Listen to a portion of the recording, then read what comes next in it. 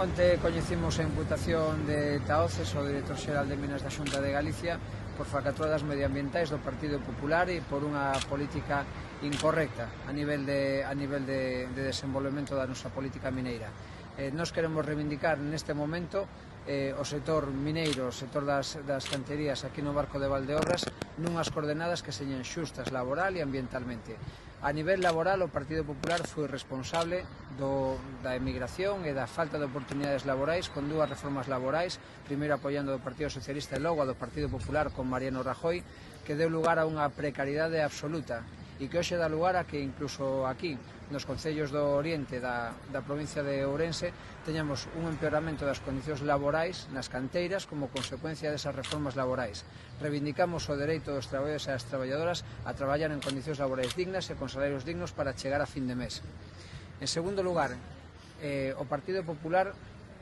tamén creou unhas condicións de desfeita ambiental que hasta agora mesmo non están sendo restauradas e que deron lugar á imputación dun director xeral de Minas, do que, por certo, pedimos a súa dimisión inmediata, porque non pode seguir ningún minuto máis á fronte dun departamento da Xunta de Galicia que está sendo investigado por delitos medioambientais e por outras actividades ilícitas. Entender que estamos facendo moito fincapé nesta campaña tamén en poñer riba da mesa medidas non solamente para revitalizar o rural, senón tamén para acabar con ese proceso de despoboamento que é un dos principais culpables da situación actual da provincia de Ourense e que ten uns culpables evidentes, que é o Partido Popular, que goberna na Diputación, que goberna na maior parte dos concellos desta provincia, que goberna na Xunta e que gobernou moitos anos no Estado. Somos os únicos que estamos poñendo riba da mesa a loita contra isto e temos que entendelo sempre dunha perspectiva transversal, é dicir, tamén entender que para poder asentar poboación ten que haber servizos públicos de proximidade e tamén ten que haber oportunidades laborais dignas para que a xente moza non siga marchando do rural. Temos que potenciar tamén o sector primario nesta comarca en particular e especialmente o sector vitivinícola e tamén o sector da produción de castaña, porque tamén é algo que nos vai a diferenciar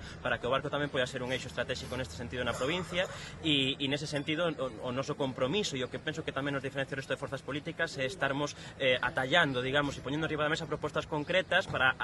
atallar este problema de despoboamento de xeito transversal e que mellore, digamos, para o futuro a situación destas comarcas.